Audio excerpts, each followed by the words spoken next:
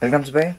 Mit navn er Twixstof, og i dag har jeg simpelthen valgt at lave den ultimative røgbombe. Måden jeg vil lave den her røgbombe af, eller måden jeg vil lave den her røgbombe på, det er ved at tage... Jeg har taget 12 af de her røgbomber, som man normalt kender fra børnepakker. Så jeg flækket bolden her, taget den her gule toplet ud, som er det der giver røgen. Nu skal jeg lige se. Ja, sådan der. Så har jeg taget 3 af de her tabletter, eller sat dem sammen, og så har jeg til sidst sat dem sammen med en lunde, som jeg har høstet fra sådan et knaldkæde her.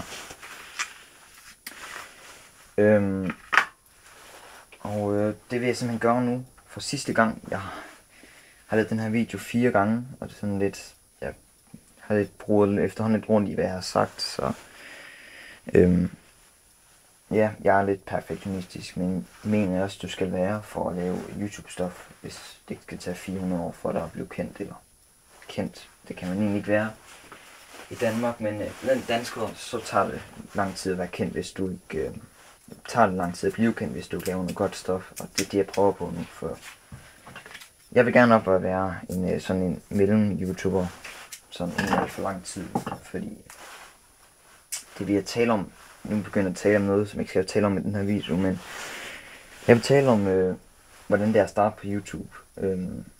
For jer, der måske overvejer at starte på YouTube, fordi jeg har efterhånden lidt erfaring fra forskellige steder. Så det, der er vigtigt, når du sætter lunder sammen, det er, at alle lunderne starter det samme sted. Fordi hvis de ikke starter det samme sted, så vil lunderne gå i gang på forskellige tidspunkter. Og det vil så gøre, at hvis du for eksempel skal lave en springning, så vil det ikke springe på nogen samme tid, og det vil selvfølgelig være ærgerligt. Det jeg så simpelthen tager her, det er, at jeg tager gaffatape, eller ikke gaffatape, men malertape, og sætter sammen rundt om lunden. Så det har jeg gjort nu, og det har jeg gjort ved alle 4. Og det jeg simpelthen vil gøre nu, det er, at jeg vil tage alle de her 4 lunder, og så vil jeg sætte dem sammen til en lunde, som højst sandsynligt bliver sådan en rigtig lunde her. En af de grønne, det er bare i de her knaldkæder her, det er, at der er sådan en anderledes hvid lunde, som er sat sammen af sådan en eller anden form for papir. Og så ind i der sådan noget stof, som ikke er fast. Så de her lunder, de er helt klart det bedste. Men, ja. Og hvis I gerne vil høste nogle gode lunder, så har jeg hørt, at jeg har selv fundet ud af, at der er i romerlys, der er nogle rigtig lange af de her lunder. Og jeg har før lavet et projekt, som blev rigtig fedt med sådan en lang lunde. Så tager jeg simpelthen den sidste gang sammensætning her. Det jeg anbefaler, det er, at du tager 2 lunder ad gangen og sætter sammen, fordi det kan godt blive lidt svært, lidt vanskeligt at sætte flere lunder sammen, og du kan også risikere, at ikke alle lunder går sammen eller går i gang. Så jeg tager simpelthen de her 4 lunder og sætter sammen med den her sidste grønne lunde, som vi normalt kender for krudt og sådan noget.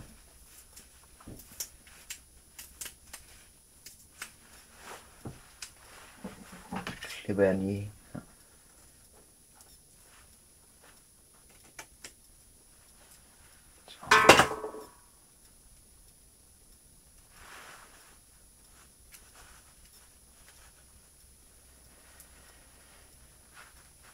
Så sætter jeg simpelthen lige den lunde sammen her for sidste gang. Nu har jeg sat lunden sammen. Den er gået fra 12 til 3 og fra 3 til 1. Eller nej, fra 12 til 4, men og fra 4 til 1. Og det er sådan her, det endelige resultat det ser ud, som skal være i dåsen her. Nu vil jeg lige klippe, fordi jeg har nogle problemer med kameraet, det nogle gange slutter, uden at jeg sådan er færdig, og det gemmer så ikke optagelserne. Så for at være sikker på at gemme den her optagelse,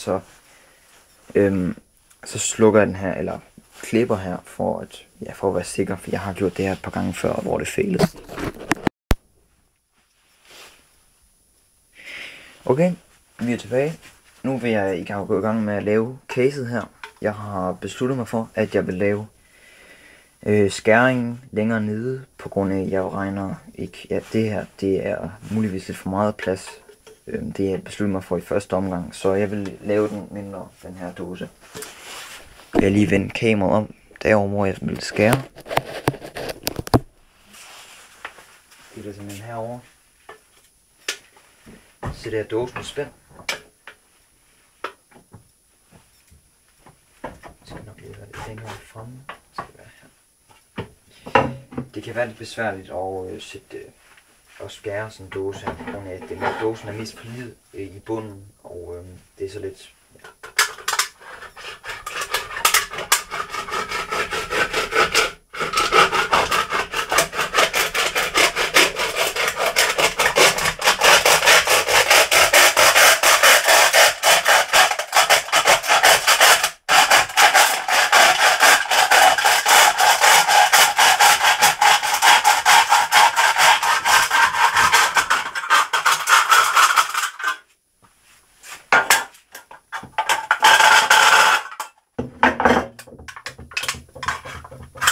Sådan der. Så har jeg åbnet dåsen. Jeg kan se, at den er lidt beskidt. Det tror jeg simpelthen lige, jeg vil gå ud og vaske af. Sådan så den ikke er så beskidt. Det er lidt nasty at stå og arbejde med sådan en halvfældet dåse. Så det vil jeg simpelthen ud at gøre nu. Udenfor. See you later.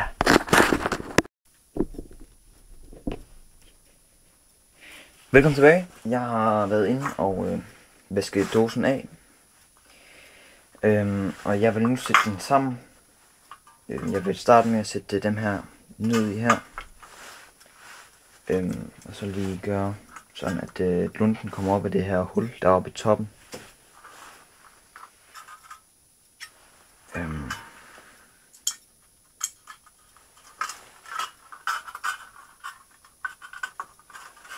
Sådan der.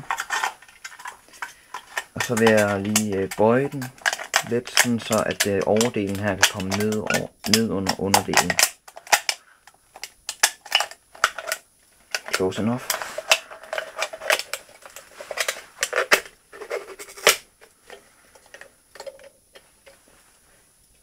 Sådan der. Nu har jeg lavet den. Og så vil jeg lige sætte den sammen med gaffatape for at være sikker på, at der ikke er noget, der går galt.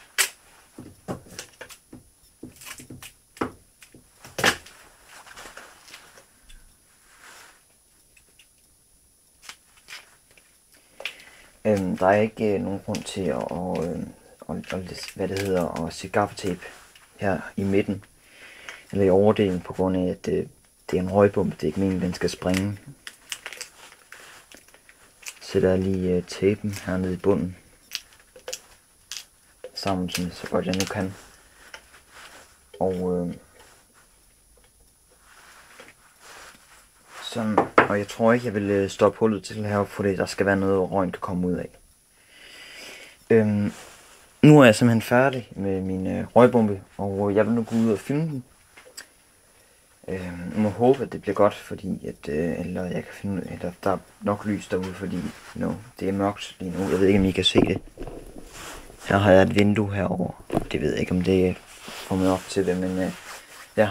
Jeg vil gå ud og filme det her nu, hvor jeg kører den her røgbombe, og forhåbentlig så bliver det, så lykkes det.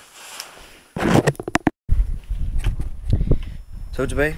Vi har bomben her, og jeg vil nu sætte ild til den, og i håb om, at jeg vil kunne få den til at virke. Remember guys, safety first. Altid bruge sikkerhedsbriller. Jeg ved ikke, om det er vigtigt med sådan en røgbombe her, men ja. Jeg vil nu sætte ild til den.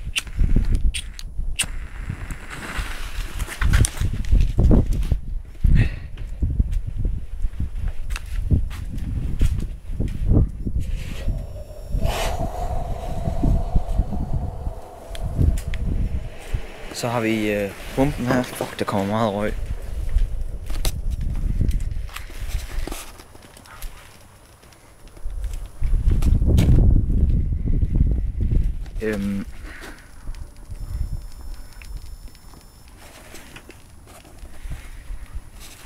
Her ser vi det så.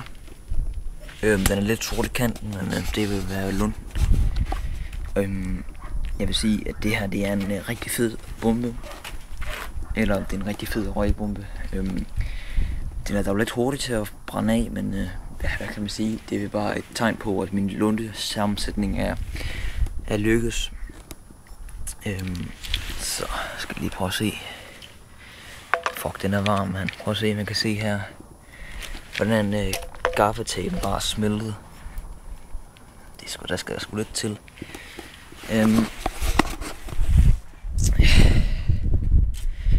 Det var alt herfra. Jeg håber, du kunne lide videoen. Husk at like, subscribe og lægge en kommentar med, om du vil have gjort det anderledes. Ellers så ses vi i næste video.